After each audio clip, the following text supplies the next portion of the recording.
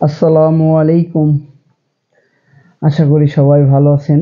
তো যে যেখান থেকে আমার এই ভিডিওটা দেখেন তাদের জন্য ধন্যবাদ এবং আন্তরিক শুভেচ্ছা। তো সকল ভাইদের জন্য আরেকটি নতুন ভিডিও নিয়ে আবারও চলে এসেছি। তো ভিডিওটা থাকবে টিভিএস মেট্রো বাইক নিয়ে। তো এই বাইকটি স্পিড ওঠে না মূলত, আর দ্বিতীয়ত কিক স্টার্টে খুব প্রবলেম। তো এই যে দেখতেই পেলেন যে প্রথমে আমরা এই ক্লাচ সাইডটা খুলে নিলাম। নেওয়ার পরে ভিতরে কি পরিমাণ গাদ দেখতেই পাচ্ছেন।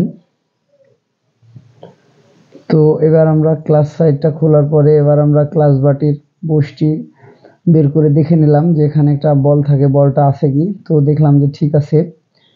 তো এবার আমরা কলকি বাটির নাটটি খুলে নেব। তো অবশ্যই ভালো রেঞ্জ দিয়ে খুলবেন, নাতে নাটগুলো স্লিপ করার চান্স থাকে। তো এই যে আমাদের কলকি বাটিটা খোলা হয়ে গেছে। তো কলকি বাটিটি খোলা হলে অবশ্যই আমরা এবার মোবিল পাম্প পিনিয়মটি খুলে নেব, যেহেতু ওটা প্লাস্টিকের পিনিয়ম ভেঙে যাওয়ার সম্ভাবনা থাকে। তো পিনিয়মটাকে আমরা বের করে নেব। তো দেখতে পাচ্ছেন যে ওটা জাম অনেক, বের হতে যাচ্ছে না। তো এই যে আমাদের বের হয়ে গেছে পিনিয়মটি। তো এবার আমরা কলকি বাটির নাটটিও খুলে নেব। এই যে দেখতে পাচ্ছেন যে কলকি বাটির নাটটি খুলছি আমরা। অনেকে এই নাটটা জাম হয়ে গেছে, হয়তো প্রথমে এবার খোলা পড়ছে এই কারণে। তো বলে থাকি যে নাটগুলো অনেক সময় অনেকে ছিনি মেরে খুলে, এটা আসলে ছিনি মেরে খোলা নাট না, এটা রাঞ্চের সাহায্যে খোলা লাগে। এটা এক ধরনের গুটি কিনতে পাওয়া যায়। তো এটা নিয়ে না বলাই ভালো, যেহেতু এটা টেকনিশিয়ানের কাজ। তো এই যে দেখতে পাচ্ছেন যে এর আগে ছিনি মেরে সেই নাটগুলো ব্যাকা হয়ে গেছে। তো এবার আমরা ক্লাচ বাটির এবার চাপার নাটটি এবার খুলছি, যেহেতু এটা স্প্রিং এর উপর থাকে। এই নাটটি সমান করে খোলা নিয়ম।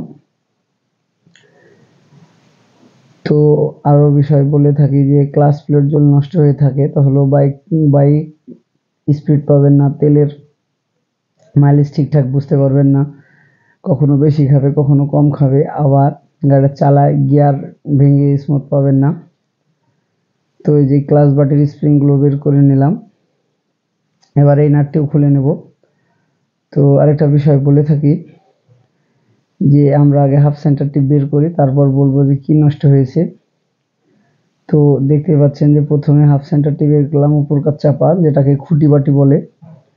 তো খুঁটি বাটি ভালো আছে, প্রেসার প্লেটও ভালো আছে দেখতে পাচ্ছি। এবার নিচের বাটিটিও দেখবো, এটাও ভালো আছে। তো মূলত খালি এক সেট ক্লাচ প্লেট দিলেই হয়ে যাবে, মনে করছি প্রবলেমটা দূর হয়ে যাবে। তো এই যে নষ্ট হয়েছে শুধু এই ক্লাচ প্লেটগুলো। তো আমরা ক্লাচ বাটিটিও এই দেখে নেব যে ডিশ রাবারটি গজেছে কি।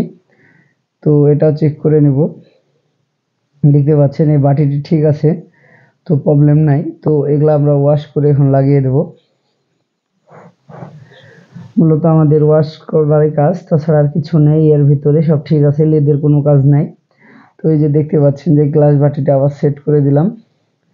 আর ক্লাচ বাটির বুশটি লাগাবেন কিভাবে বলে দেবো, যেহেতু ওয়াশার মাথা যে পাশে থাকবে এটা বাইর পার হবে।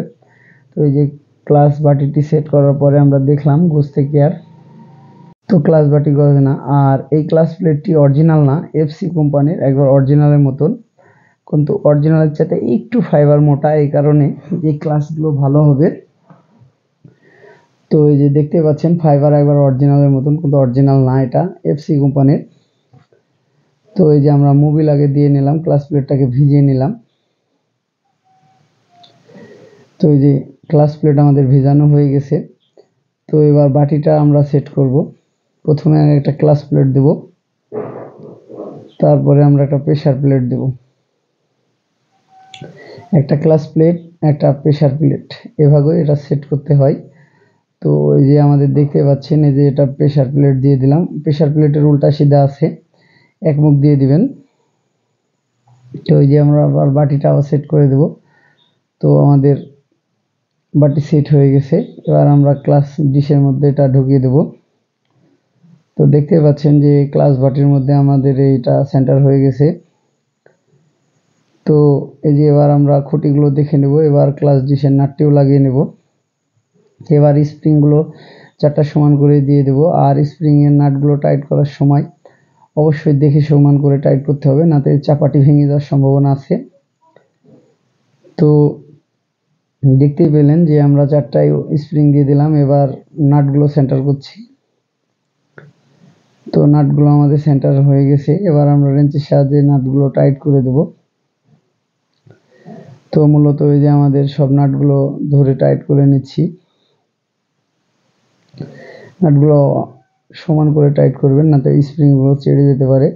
তখন এটা বাটি টাল হয়ে গেলে তখন ক্লাচ ঠিকঠাক স্মুথ হবে না এবং গিয়ারও ঠিকঠাক স্মুথ পড়বে না।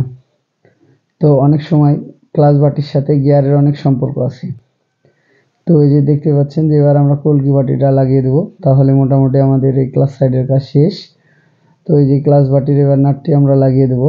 আরেকটা বিষয় বলে থাকি যে ক্লাচ প্লেটের সাথে গিয়ারের সংযোগও আছে। গিয়ার অনেক ভাই বলে যে গিয়ার জাম অনেক শক্ত লাগে, কিন্তু এটা হলো ক্লাচ প্লেটের প্রবলেম। ক্লাচ প্লেটের সাহায্যে ওই গিয়ার শিফটিংটা ভালো ইজি নরম করে। তো এই যে আমাদের দেখতে পাচ্ছেন যে এবার কলকি বাটিটি এবার সেট করে নিচ্ছি। তো কলকি বাটিটি লাগানো হয়ে গেলে আমাদের এই মোটামুটি এটা কাজ শেষ। আমরা ক্লাচ বিয়ারিংটা সেট করে দেবো, তাহলেই মোটামুটি কমপ্লিট। আশা করছি যে বাইকের প্রবলেম দূর হয়ে যাবে, যে প্রবলেমের জন্য খুলেছিলাম। এই যে দেখতে পাচ্ছেন যে ক্লাচ বাটির বিয়ারিংটি সেট করে দিলাম। এটা হাত দিয়ে যাবে, একটু ঠোকা দিলেই কোনো স্ক্রু হাত দিয়ে চলে যাবে। এই যে আমরা সমান চলে গেছি। তো আমাদের এই যে ক্লাচ বাটির বুশটি যেটা থাকে, এই বুশের মধ্যে একটা বল থাকে, বলটা সুন্দর করে ঢুকিয়ে দিলাম যে আর গ্রিস দিয়ে দিলাম যে বলটা যেন না গড়ে